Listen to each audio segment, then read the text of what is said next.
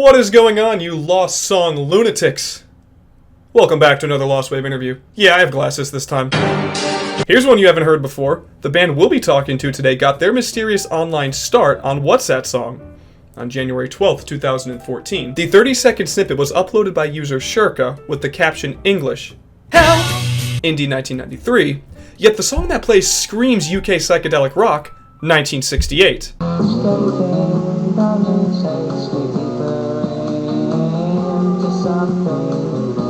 Long gone, you're always wrong.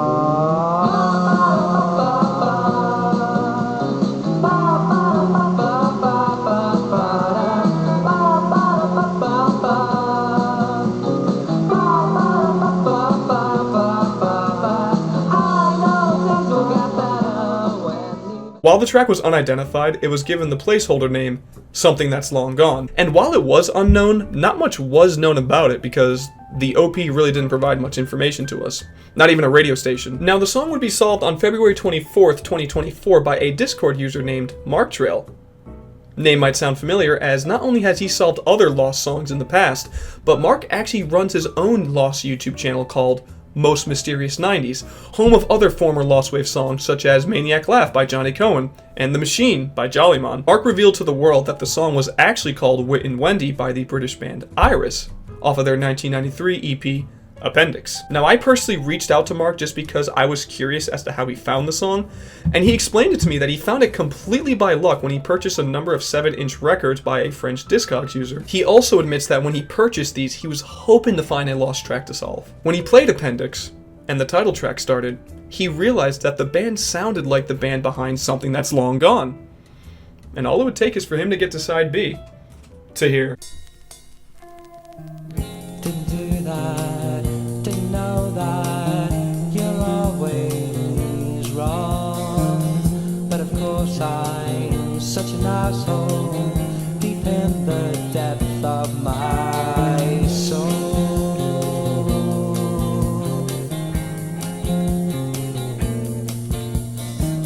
Sometimes I wish I was a film star, perched at the end of a bar, perhaps a cowboy in a whorehouse, or just a little grey mouse. Mouse, mouse, mouse, mouse, mouse. But of course I realize escaping only takes me deeper into something that's long gone. You're always wrong.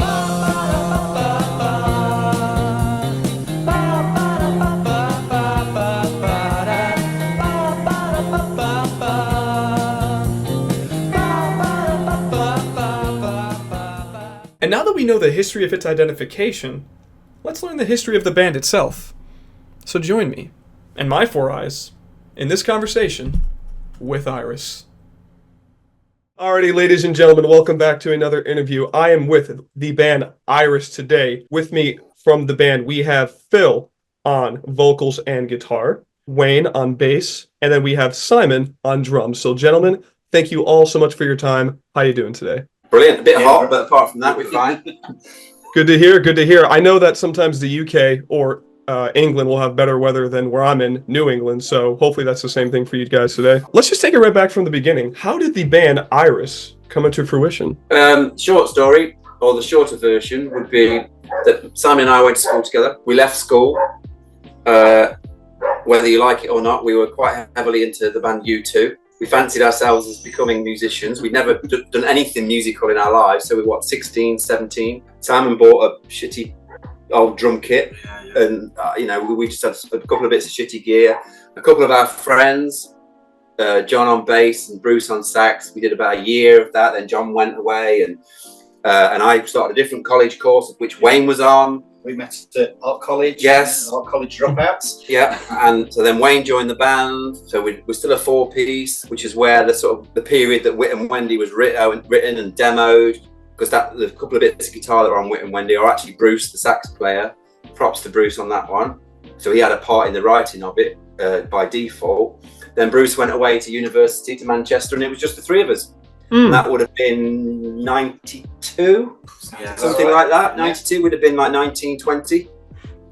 Okay, so wait, so by the time the EP appendix came out, you guys were already just a trio? Correct. Yeah. Okay, all right. So this has always been like the core of the band has been you three guys. You've had some musicians here and there come and go, and then but the main heart of Iris has always been three of you gentlemen. Yeah. Okay. We were a 4-piece for the first 2 or maybe 3 demo tapes, but by 92, by the time we come out of our teens, it was just the three of us. Speaking of the year 92, one of the things I found fascinating that I had to ask you guys about was when looking through your discography on Discogs, I noticed that for your first release, you guys put out a collab album called The Derby Tape with another band called The Almanacs. Yeah, How did that album come into fruition? Just because I find it almost ballsy. You guys weren't afraid to have your first release be shared with another band. I think that was kind of how it worked back then, wasn't it? Especially with local bands. Yeah, you all sort of got together and did stuff. And I guess it was powering. To be honest with you, I can't remember how that came about. no. In fact, until someone shared it with me on Discord a week or 2 ago, and I'm like, oh, completely forgotten about that. But Wayne's right. You've got to think back to. Oh God, we sound our age here. I'm not. It's not the last time we're going to do this conversation, I'm sure. But at the time, no internet, no streaming. There's power in numbers, and so if you can share your what small audiences you've got, and why wouldn't you? And you've got to bear in mind, like I said, instead of the internet, you had something called fanzines, which I'm sure you're aware of what the word means, but they were literally photocopied paper fanzines that someone would hand print and hand cut and staple, and you get demo tapes with it. And I'm pretty sure just one of those fanzines just said, we like you and we like you, can we do a tape? And we both said yeah. Oh, okay, so you guys didn't even know who the Almanacs were. Oh no, we do. Yeah, they were friends. In fact, one of the Almanacs, I've just remembered, Ian, for about 4 weeks tried for bass before Wayne did. Oh, okay, so I forgot about that. I didn't even know that. Yeah, literally, I think it was about 3 practices he lasted for. So it's like the Almanacs and the Irish were. That album was almost like a supergroup album because it was almost like you guys were going to become one. That's kind of cool. I also couldn't help but notice the name of the record label that it's off of, The World of Susie Wong. Kind of an interesting name. Is that the name of the person who owned it? Susie Wong is a character in a film, if memory serves, from the 70s, I think. And if memory serves, I think The World of Susie Wong was a Greek fanzine, just to make it even more weird and complicated. So you've got someone in Greece with a fanzine called The World of Susie Wong doing tapes, doing compilation tapes of 2 bands from Derby. So yeah. And that's the sort of nonsense that used to happen back then. It's weird because looking at your discography, it was like that was released in Greece, and then if I look at your album from '95, Madiga, I hope I'm saying that right. That says was released in France. Yeah. Same thing with Bad Hair Day. Why France out of nowhere? Is that just because the record? Oh yeah, Eleanor Records. Yeah. So on one of those demo tapes, I can't remember which one. One of those compilation tapes with a fanzine. We had a song called Float.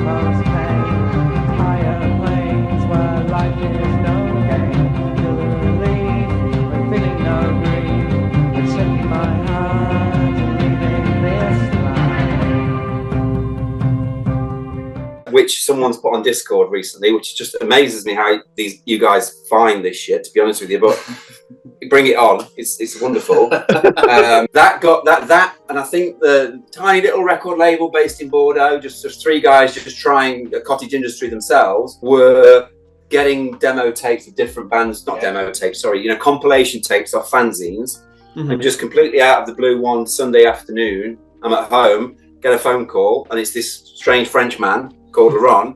In fact, it wasn't Laurent, it was his girlfriend, because Laurent's English he wasn't confident enough with his English. So his girlfriend was sort of translating live on the phone and saying, "Hey, we're starting this little record label. We really like this one song. You know, we'd like to do a sort of an EP," and that's where the Appendix EP came from.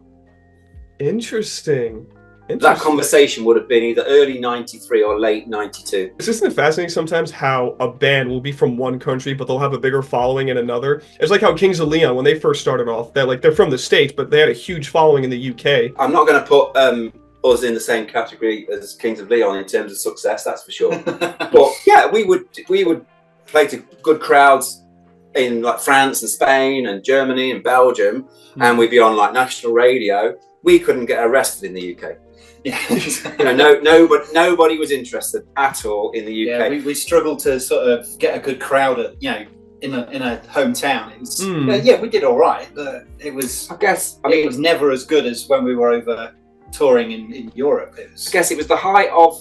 Well, it was around the time grunge was going crazy all over the world. Yeah.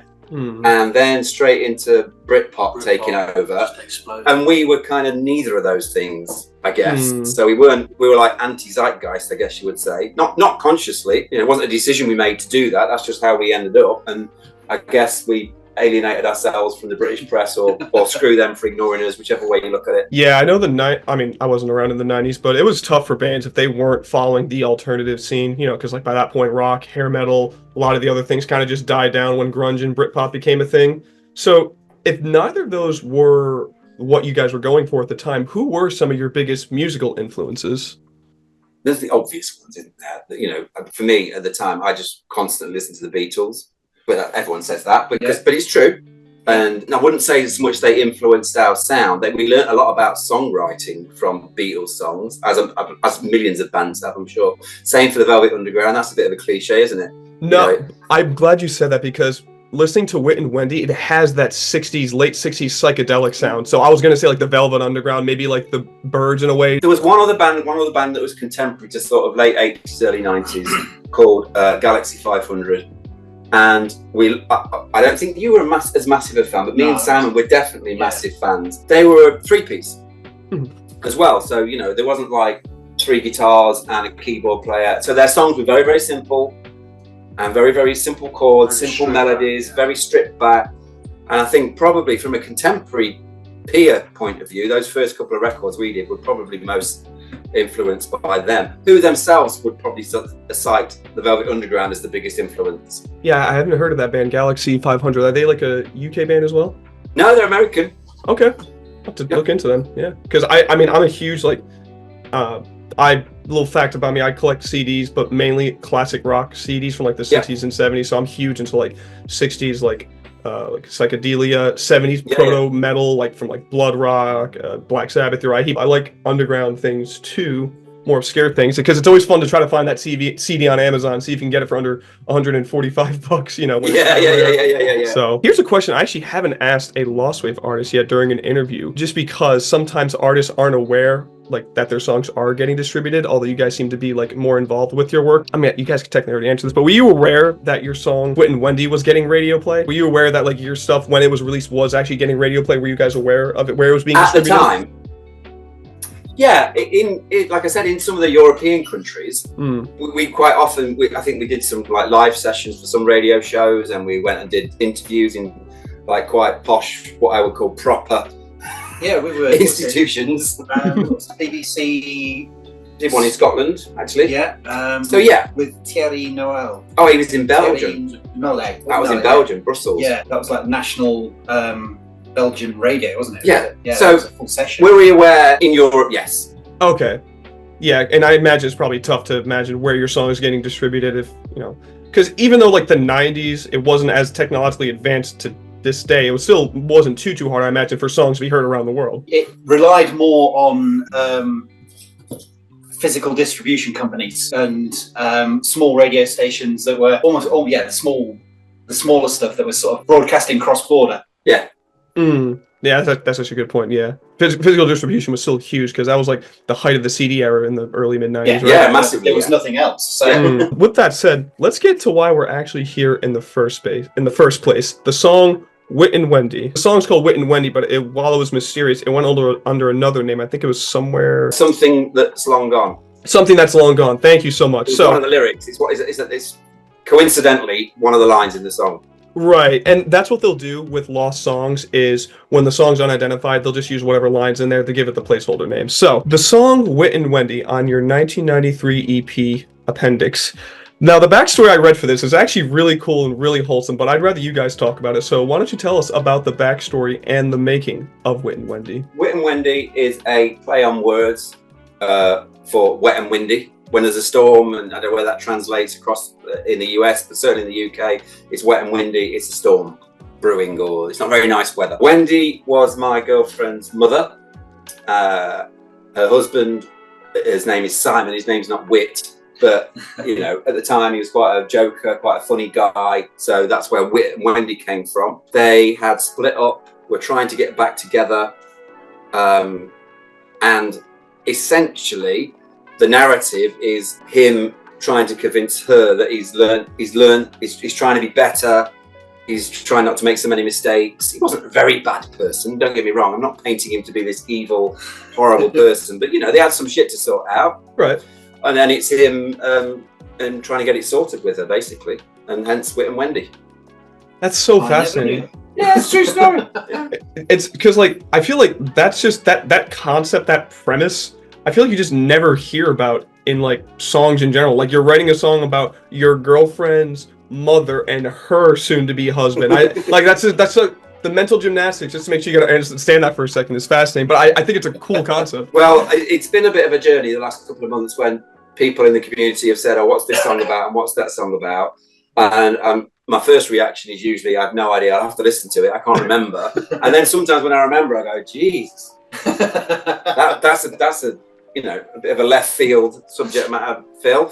Yeah, exactly. But, yeah. I mean, some of these people in the community, they've listened to your music more than you have, you know, because for sure. Once we discover who the artist is, first thing we do is we try to see how much of their discography was already available before they were even solved, because a lot of times, some bands and artists like Richard Torrance, who also went mysterious, same thing with Johnny Cohen, really good artists, I recommend them, they had full discographies before being solved, which is fascinating how, like, this band will live, like, an entire life before being reignited. Now, when the mystery was first solved, I imagine there was a great amount of skepticism from all of you guys, with a bunch of people messaging you saying, like, oh, your song was solved. I mean, you know, thousands of people have been looking for it. What was your initial reaction when you discovered the mystery surrounding your song?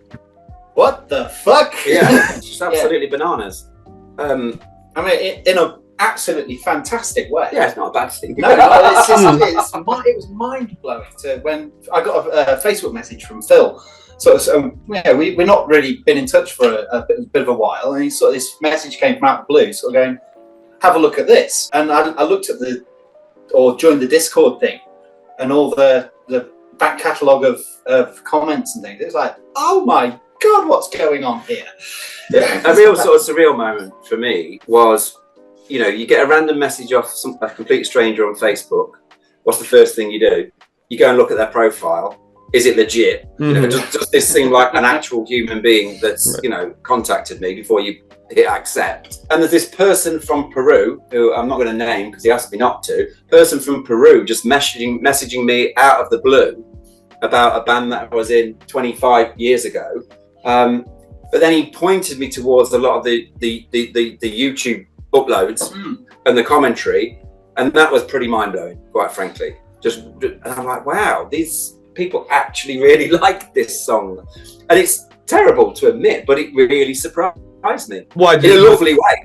Yeah, because, you know, something like that I can imagine is what bands dream of, how, like, just out of nowhere you discover like this complete community is just searching for your song and they're in love with it. A cool thing about the Lost Wave community too is they're very dispersed throughout the world. Like, there's not like one main country that Lost Wave is from. Like, everyone that I've talked to that's in my chat or in the Discord, a lot from South America, from Germany, Poland, America, I think some even from Asia too. Like, it's fascinating just how we can see that in the, sorry to interrupt you, but you just made me think, because now we've put the stuff on Spotify, well, the first EP, you can see the geographies of the people that are listening to it, and it's pretty bloody mind-blowing. Yeah. Pretty damn cool. All over the world, literally every corner of the world, there's at least somebody that's listening to some of those songs, which is so thank you. So thank you, fabulous. Yeah, genuinely. That's so cool, man. I love that for you guys. It's so cool. It's like how even back in like, you know, it's like when in the 90s you guys were getting distributed around radios nationally. This is like the equivalent. Now you guys have the locksmith community all over the world. Yeah. Last question here. We'll wrap up here for you guys because I don't want to take too much of your time. In today's day, since being discovered, you guys have been remastering and adding your discography to streaming services. With that, and with this newly found fan base you have, will there be new music to keep our eyes out for from Iris? Don't know. Okay. I don't know, Figured mate. I asked. No, and I don't mean that in a negative way. So it's been what? 10 weeks since that first contact, approximately 10 weeks. In that time, I can only speak for myself, but I've gone from, oh, this is interesting. Wow, this is really exciting, to, oh, we should put it out. Oh, yeah, but that'll be it. To, I mean, you know, we're in the same room together right now. You know, 4 weeks ago, that wasn't on the radar. So the point I'm making is no idea. We're not being cagey. We're not being sort of like coy and trying to be secretive. Who knows? Right. Maybe, maybe not. Honestly, complete respect to that. Complete respect to that because, because I can imagine you guys are all living your own lives. There's probably a bunch of stuff happening. So completely understandable. I just figured it'd be something that would be cool to see. Because if I'm not mistaken, isn't this the first time in 25 years you guys have been in the same room together?